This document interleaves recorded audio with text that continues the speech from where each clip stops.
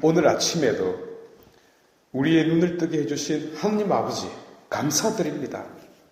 사랑하는 자녀들이 언제나 행복하기를 바라는 주님, 오늘 하루도 주님 뜻에 따라 살아갈 수 있도록 저의 생각과 마음과 행위를 당신 뜻대로 이끌어 주시옵소서. 혹여 오늘 제가 유혹에 직면하더라도 넘어지지 않도록 저와 함께 있어 주시옵고, 동료를 만날 때 미소 지을 줄 알며 힘든 일을 만날 때 위로할 줄 알며 그 누구라도 그리스도를 대하도록 내 마음 안에 현존해 주시기를 기도드리옵나이다. 나의 교만과 자만심이 당신 얼굴을 부끄럽게 만들지 않기를, 나의 이기심이 거룩한 성심을 아프게 하지 않기를, 나아가 나의 행동이 당신 영광을 위한 도구가 되도록 저를 이끌어 주시옵소서. 여기까지는 좋습니다. 주님, 데레사 자매가 큰 병으로 입원하여 수술을 앞두고 있습니다. 그에게 은총의 손길을 뻗어주시어 하루빨리 건강을 회복하여 주님 교회 일꾼으로 다시 일할 수 있도록 보살펴 주시옵소서. 그리고 이웃집 수산나가 우울증으로 고통받고 있나이다. 당신의 한없는 자비의 손길로 그의 눈물을 닦아주소서. 여기까지도 좋습니다. 그런데 주님, 혹시 오늘 주님 당신 기분이 좋으시거든 집에 오는 길에 로또 하나 사려고 하는데 관심 가져주시면 더할 나위 없이 좋겠나이다. 그리고 오늘 시험을 보는 제 자녀가 최선을 다할 수 있도록, 이왕이면 정답이 좀 크게 보이도록 내 자식노의 눈을 밝게 해주시옵소서.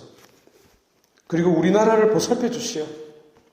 내가 산 주식의 화살표가 저 높은 베텔 게우스를 향하도록 허락해 주시옵소서. 뭐 꼭 그렇게까지 바라지는 않겠지만, 그러나 주님, 당신을 따르는 제자가 돈을 많이 벌어 이웃 사랑을 실천하고 성전 보수에도 쾌척할 수 있는 기회를 허락해 주시면 감사하겠나이다. 이렇게 기도했다고 칩시다. 앞에 두 기도는 일상의 삶에서 자신과 이웃에 대한 주님의 손길을 청하는 기도입니다. 누구라도 해야 하는 것이겠죠. 그러나 마지막 기도는 좀 이상하지 않습니까? 말 그대로 이기심에서 비롯되었기 때문입니다. 오늘은 기도에 관한 주님의 가르침을 듣고 있습니다. 특히 말을 많이 하지 말라고 하네요. 무슨 뜻일까요? 정말 말을 많이 하지 말라는 뜻일까요? 아닙니다, 여러분. 말 많이 하는 것이 하지 않는 것보다 100배 낫습니다. 그렇다면 어떻게 기도해라는 것일까요? 오늘 주님께서 가르쳐 주신 것처럼 주님의 기도만 할까요? 그 기도만 할까요? 영혼이 빠진 내 의지와 의향과는 아무 상관없는 그 기도를 100번씩 바칠까요? 그런 뜻이 아닙니다. 물론 기도는 기독교인들의 특권입니다. 여러분, 무신론자들은 기도할 곳이 없다는 것을 생각해 보시기 바랍니다. 반면 우리는 치댈 곳이 있습니다. 하여 감히, 그러나 조심스럽게 주님께서 강조하신 한 가지 내용에 대하여 말씀을 드리고 싶습니다. 간혹 동물들 실험에서 볼 수 있듯이 식사 시간이 되어 종을 친다든지 혹은 어떤 좋은 행동을 할 때 간식을 주면 동물은 그 시간과 행동을 기억합니다. 나쁘게 보면 동물을 길들이는 것이지만 좋게 보면 서로가 약속을 하는 것입니다. 서로에 대한 신뢰를 쌓아가는 것이죠.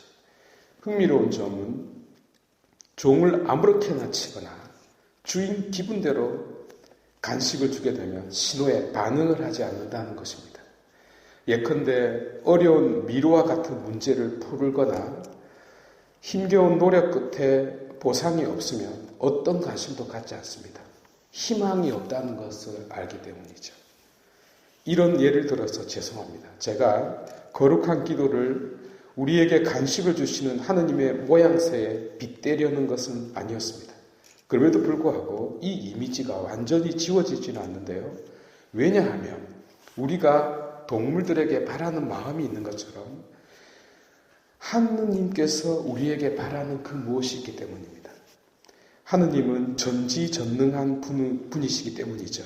하여 당신이 우리에게 바라는 어떤 것이 있다는 겁니다. 강아지를 키우는 주인이 사랑스러운 강아지에게 제일 먼저 훈련시키는 것이 똥 오줌을 가리게 하는 것이잖아요. 그렇지 않으면 귀찮으니까요. 할 일이 많아지니까요. 이에 더하여 강아지가 자기 스스로 밥을 챙겨 먹고 스스로 목욕도 할 줄 알고 청소까지 해주면 얼마나 좋겠습니까? 남편도 필요 없어요. 제일 힘든 것은 강아지를 혼자 두고 어디 멀리 갈 수 없다는 겁니다. 그렇죠? 말이 안 되지만 주인은 이 사랑스러운 강아지가 그 사랑스러움에 더하여 우리 인간이 하는 행동까지 해주었으면 하는 말도 안 되는 바람이 있다는 겁니다. 소위 자율적 동물이 되기를 바라는 것이 있다는 점입니다. 어쩌면 이 말도 안 되는 바람을 하느님은 우리에게 요구하고 있는 것으로 여겨집니다. 물론 당신이 편하고 싶어서가 아니라 우리를 위해서 말입니다. 바로 이 한가운데 기도가 자리를 잡고 있습니다. 그렇다면 정말 우리가 왜 기도를 해야 할까요? 기도하면 무엇이 달라질까요? 바로 성숙한 자가 되는 겁니다. 기도에 대해서 제가 말할 자격은 없지만 분명한 것은 기도하는 내 자신이 변합니다. 내 앞을 가로막고 있는 저 산을 옮기지 않아도 됩니다.